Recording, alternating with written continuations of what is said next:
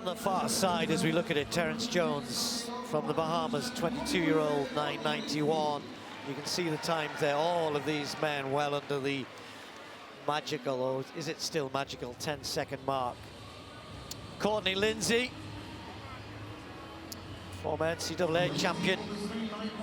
This his first race of the season. Jarnell Hughes, as I said, like one or two of the others, he has had a little bit of a run out. The British athlete, based here though, and knows this track so well. Former Anguillan athlete.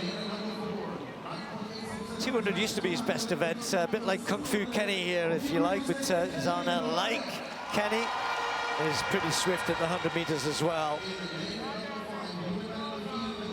And Fred Curley. Curley's going to be in lane 5. One of the quickest men over the 100 meters, but that talent that he has at the longer distances will stand him in good stead, surely, in this Grand Slam. Needs to do go well in this 100, though. Huge reception. It's going to be hard to compete with this. Yeah. Oblique Seville. Is he ready? Akeem Blake, another. He's run a 200 already this year, and a new personal best over the longer distance, so that might stand him in good stead here. And then the Liberian, Joseph Fambele, he's going to go in lane 8.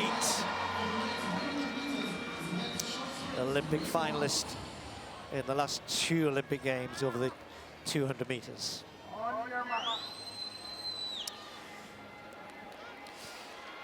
So we got Jones in 1, Lindsay in 2, Hughes is in 3. Then in the middle, Bednarek's 4, Curley right in the middle in 5. Seville in the orange in lane 6. Then Blake, his teammate next to him, and Fambele in lane 8.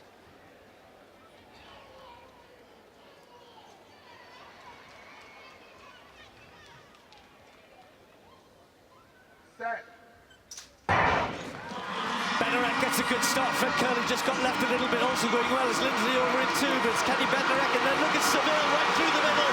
Seville is going to just about, no, he does it, oh, does he? That is as close as you want to get. Seville has got the tape around his chest, but Bednarek might have hung on to this. We're going to wait for the photo finish. He's got it. Kenny Bednarek has been given it. 10:07, 10:08. He got out well, didn't he, Bednarek? And then after that point, Seville comes and he starts to charge through. And then at the end, though, maybe the strength, the 200-meter strength, if that is a factor in the 100. But he stayed strong, he stayed good, and he comes out as the winner. Hughes takes third, 10.13, same time as Blake. Kenny actually doesn't look happy.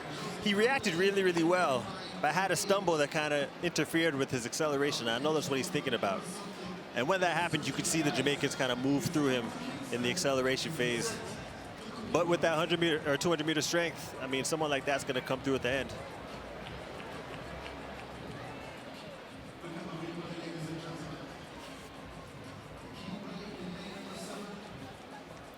Fairly even reaction-wise, but as you can see here, kind of lost his footing in that acceleration. Now you can see him fighting to get back in. He's definitely not going to be pleased with that, but if you're just faster than everyone else, if you're able to relax, you'll get back into the race.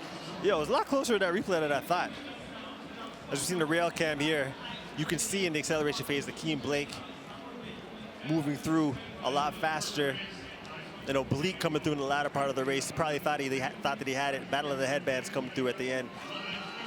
But Kenny did come through with the tape to secure that 100 meters. For him, going into the deuce, that's huge. So, yeah, that's significant, isn't it? He takes 100. Curley, nowhere really. We said that 10.2 clocking. He was even slow at 10.3.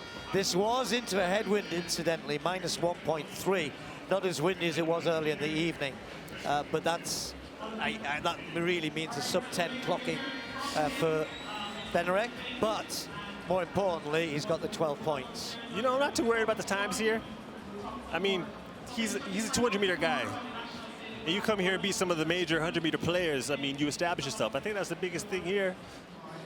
Kenny Bednarek, there is a reason why the Jamaicans love the 100 meters. It was close, it was exciting. You got the 12 points. How was it for you? It feels great. I mean, the first time being in Jamaica, so I definitely hear the crowd. They're electrifying, and you know my block starts have gone a lot better this year, but that race didn't really show it. I ended up stubbornly, but other than that, a win's a win, and I'm happy to be here. And the exciting part for you is you love doubling up in the 200 meters, so you must be feeling pretty confident. Yeah, I'm feeling pretty confident. I mean, last year was me kind of trying to figure things out, and I think I finally figured it out this off season, so I'm feeling dangerous this year. And Grand Slam's giving me the opportunity to run a lot more hundreds. That's all I needed last year was just more repetition, and you know, this is going to be a good year.